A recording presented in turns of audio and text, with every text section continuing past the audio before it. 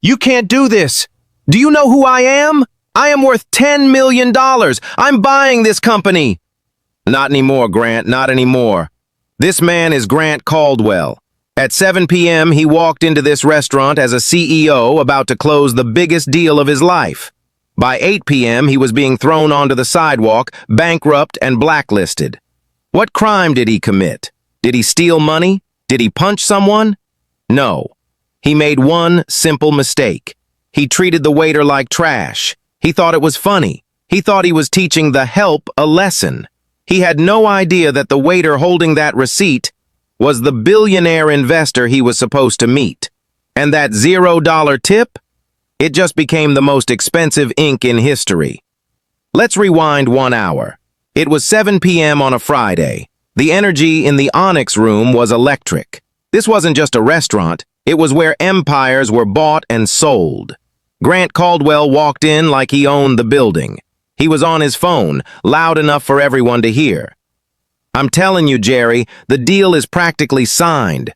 Takahara is flying in from Tokyo just to hand me the check. $10 million. I'm going to buy a boat just to spite my ex-wife. Grant hung up and snapped his fingers at the hostess. He didn't say hello. He didn't smile. Caldwell party, booth 1. And make sure it's the one by the window. I don't want to look at the kitchen staff. Mr. Caldwell, welcome back. Your guest, Mr. Takahara, hasn't arrived yet. Would you like to wait at the bar? The bar? Do I look like I wait at bars? Seat me now. And send over your best waiter. I don't want any trainees tonight. This is $1 million dinner. Grant brushed past her, knocking into a busboy without apologizing. He sat down in the best booth, spread his arms, and waited to be served. He didn't know it yet, but the best waiter he asked for was already watching him. Sam approached the table. He was young, soft-spoken, and efficient. To Grant, Sam was just a uniform, a servant, a nobody. To Mr. Takahara, who was currently stuck in traffic, Sam was something very different. But Grant wouldn't find that out until it was too late. Good evening, sir. My name is Sam. I'll be taking care of you tonight. Can I start you off with... Interrupting, not looking up from his phone. Sparkling water, lemon, no ice. And if the glass has even a single fingerprint on it, I'm sending it back. Of course, sir. Right away.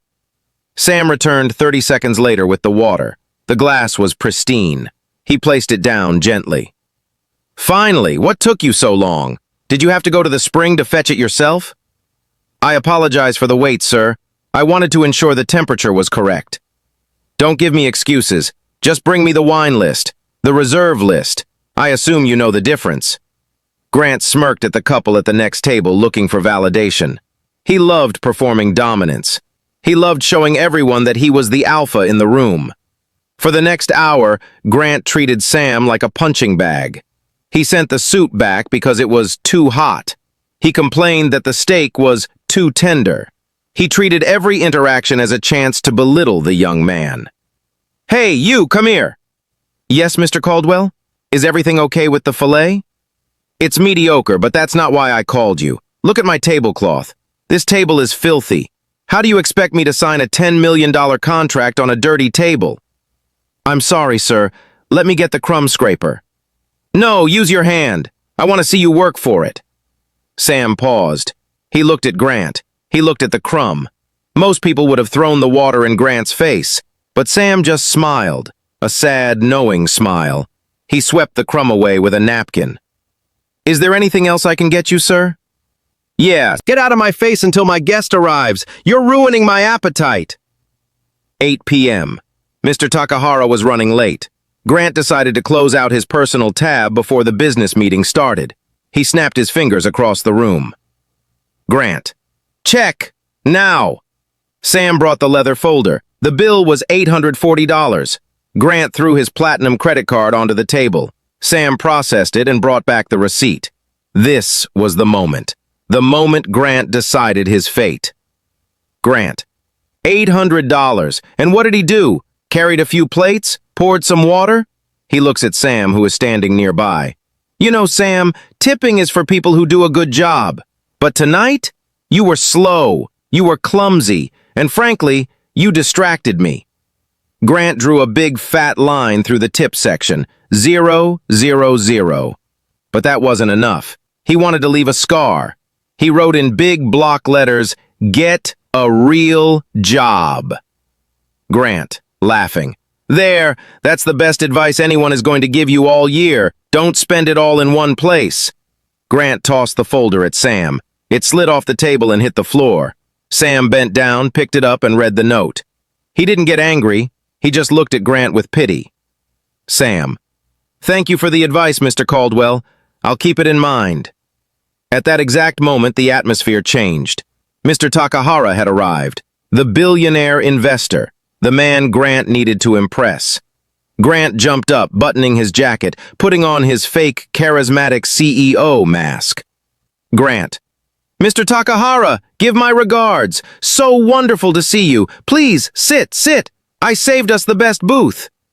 Mr. Takahara, good evening, Grant. I apologize for the delay. Traffic in Midtown is impossible. Grant, not a problem at all. I was just enjoying the ambiance. Shall we order some champagne to celebrate the merger? Mr. Takahara, perhaps. But first, I have a surprise. I brought my vice president with me. He will be the one overseeing Caldwell Tech once we acquire it. I trust his judgment implicitly. Grant, wonderful. I love meeting new leadership. Where is he? Mr. Takahara, he is already here. In fact, he has been observing you all night.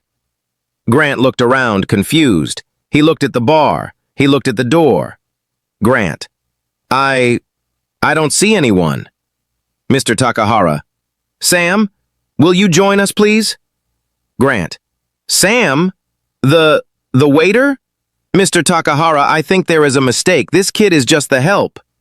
Mr. Takahara, this kid is my son, Samuel Takahara, and he is not the help.